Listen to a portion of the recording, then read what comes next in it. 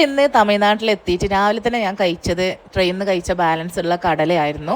പിന്നെ അതിനുശേഷം ഉമ്മ കൊടുത്തു വിട്ട ഉണ്ണിയപ്പം ബാലൻസ് ഉണ്ടായിരുന്നു, അതും കാപ്പിയാണ് കുടിച്ചത്. പിന്നെ ഒരു മാങ്ങ കഴിച്ചു.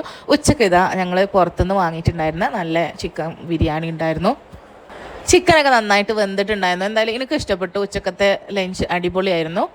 അല്ലെങ്കിൽ തന്നെ വാഴൻ്റെ ഇലയിൽ ബിരിയാണി കഴിക്കുന്നത് ഒരു പ്രത്യേക ടേസ്റ്റ് തന്നെയാണ്. അതുകൊണ്ട് ഇനി പൊതുവേ ഞാൻ വാഴൻ്റെ ഇലയിൽ ഫുഡ് കഴിക്കാൻ ഇഷ്ടമുള്ള ഒരാളാണ്. അപ്പം ഞാൻ ആദ്യമായിട്ടാണ് തമിഴ്നാട്ടിലെ ബിരിയാണി കഴിക്കുന്നത്. എനിക്ക് നന്നായിട്ട് ഇഷ്ടപ്പെട്ടു. പിന്നെ ഹസ്ബൻഡ് പൊറോട്ടയും എനിക്ക് ചിക്കൻ കറിയാണ് കൊണ്ടുവന്നിരുന്നത്.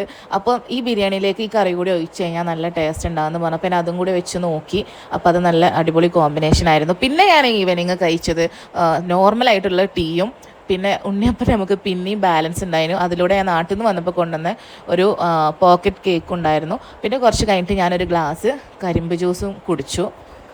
പിന്നെ നൈറ്റിൽ ഞങ്ങൾ പുറത്ത് പോയി കണ്ട് ഫുഡ് വാങ്ങാമെന്ന് വിചാരിച്ചു. അപ്പോൾ ഞങ്ങൾ പോയപ്പോൾ ഞങ്ങൾ ലൈവായിട്ട് ഫ്രൈഡ് റൈസ് വാങ്ങാമെന്ന് വിചാരിച്ചു. കാരണം ഇവിടെ അടുത്ത് ഏകദേശം ഒരുപാട് കടകളൊന്നും ഫുഡിൻ്റെത് ഞങ്ങൾക്ക് അവൈലബിൾ ആയിട്ടുണ്ടായിരുന്നില്ല. അപ്പോഴാണ് ഞങ്ങളൊരു ചേട്ടനും ചേച്ചിയും ഫുഡ് ഉണ്ടാക്കിക്കൊണ്ടിരിക്കുന്നത് കണ്ടത്. ജസ്റ്റ് ഒന്ന് ഇത് ട്രൈ ചെയ്ത് നോക്കാമല്ലോ എന്ന് വിചാരിച്ചിട്ട് ഞങ്ങൾ ഫ്രൈഡ് റൈസിന് തന്നെയാണ് കേട്ടോ ഓർഡർ കൊടുത്തത്.